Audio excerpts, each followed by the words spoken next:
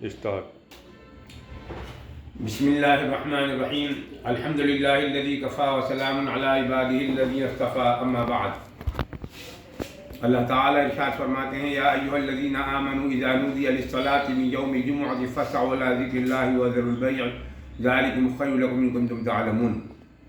صدق اللہ المولانا العلی العظیم۔ اے ایمان والو، جب جمعے کی نماز کا اعلان کر دیا جائے تو پھر اپنے کاروبار اور خرید و فروخت چھوڑ دو اور جمعے کی نماز کی تیاری میں لگ جاؤ۔ پھر جمعے کی نماز سے فراغت کے بعد پھر اپنی مشغولیت میں مشغول ہو جاؤ۔ میرے نوجوان ساتھیوں، بزرگوں اور دوستوں، اس سے جمعے کی فضیلت اور جمعے کے دن کی فضیلت ثابت ہوتی ہے۔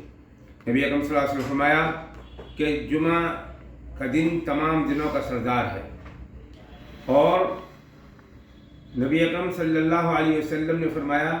جمعے کے دن ایک ساعت ایسی ہے کہ بندہ جو اللہ سے مانگتا ہے اسے عطا فرماتا ہے۔ حضرات صحابہ کرام جمعے کی تیاری کے لیے جمعرات سے ہی کوشش کرتے تھے، حالانکہ اس زمانے میں ایسی سہولیات نہیں تھیں جیسی آج ہمارے یہاں ہیں۔ ہم تو آدھے پون گھنٹے میں جمعے کی تیاری کر سکتے ہیں، مطلب نہانا اور کپڑے وغیرہ چینج کرنا۔ تو اس میں اس طرح اشارہ کیا گیا ہے کہ جب جمعے کی اذان کہہ دی جائے تو اپنے تمام کاروبار کو اور اپنے تمام معاملات کو بند کر دو، جمعے کی تیاری میں مشغول ہو، پھر جمعے کے لیے مسجد آؤ، جمعے کی نماز پڑھنے کے بعد پھر اپنے جو مشغولیت ہے اس میں مشغول ہو جاؤ۔ تو جمعے کی فضیلت اور جمعے کی نماز کی فضیلت کو اس کے اندر بیان کیا گیا ہے، اور اس کی فضیلت کے لیے سب سے بڑی بات یہ ہے، سب سے اہم اور سب سے خاص دلیل اور سب سے بڑی دلیل کہا جا سکتا ہے کہ اللہ تعالیٰ نے پورے سورۃ جمعے کے نام سے قرآن پاک کے اندر نازل فرمائی، اور دوسرے رکوع جس کی ایک آیت میں نے آپ کے سامنے تلاوت کی۔ اب اپنا عمل دیکھیں کہ ہمارا عمل کیا ہے۔ ہم دیکھتے ہیں اور مشاہدہ بھی ہے اور اطلاعات بھی ہے کہ ہم جب مسجد کے اندر آتے ہیں جب دوسرا خطبہ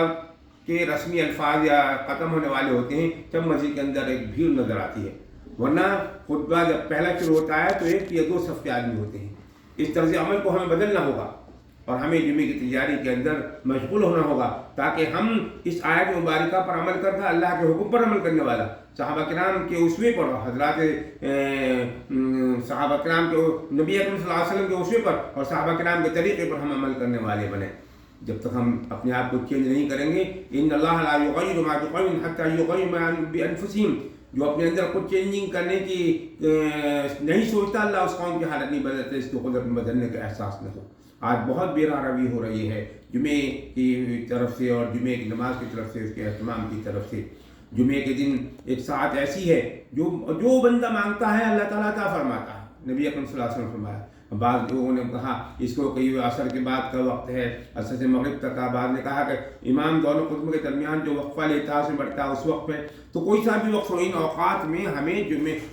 کے دن دعاؤں کا اہتمام کرنا چاہیے، اللہ تعالیٰ قبول کرنے والا ہے۔ جمعے کے دن سورہ کہف کی تلاوت کرنی چاہیے، مستون ہے۔ نبی اکرم صلی اللہ علیہ وسلم نے فرمایا پورے دن پورے ہفتے کے گناہ معاف ہو جاتی ہیں، آسمان زمین سے آسمان کا اس کے لیے نور ہی نور رہتا ہے۔ اور جمعے کے دن کثرت سے نبی اکرم صلی اللہ علیہ وسلم پر درود بھیجنا چاہیے،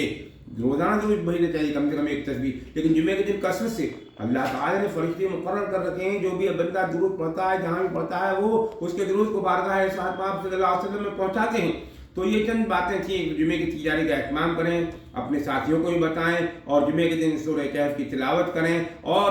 جمعے کے دن جو ہے درود شریف کی کثرت کریں، اور جو دعاؤں کا اثر کے بعد اور جمعے کے خطبے کے دوران جو ہے ہم دعاؤں کا اہتمام کریں، اور جہاں بھی ہمیں جمعہ ادا کرنا ہو، الگ الگ اوقات ہوتے ہیں، ہم اتنی دیر پہلے مسجد کی طرف پہنچ جائیں کہ 4 سنتیں پڑھ کر ہم کچھ تسبیحات پڑھ لیں، کچھ وقفہ گزر جائے، ہم سورہ کہف بھی وہاں پڑھ لیں، اتنی دیر ہم مسجد کے اندر پہنچیں، یہ درخواست ہے، اور یہی میں آپ لوگ سب لوگوں سے چاہوں گا اور کہوں گا، درخواست کروں گا، میرے اس پیغام کو دوسرے کو بتائیے گا۔ جیسے نبی اکرم صلی اللہ علیہ وسلم نے فرمایا تھا حجۃ الوداع کے موقع پر فَلْيُبَلِّغْ الشَّاهِدُ الْغَائِبَ، کہ جو حاضر ہیں ان کو چاہیے کہ جو یہاں پر موجود ہیں ان کو سب یہ پیغام پہنچائیں۔ میں آپ سے بھی کہوں گا آپس میں ایک دوسرے کو یہ بات بتائیے، ایک دوسرے کو پہنچائیے، نہ معلوم کس کی بات اللہ کے حکم سے اس کے دل پر اثر کر جائے اور عمل کرنے والا بن جائے، تو آپ کے ہمارے لیے بھی صدقہ جاریہ ہو جائے۔ اللہ تبارک تعالیٰ ہم سب کو عمل کی توفیق سے نوازے۔ وآخر دعوانا ان الحمد للہ رب العالمین۔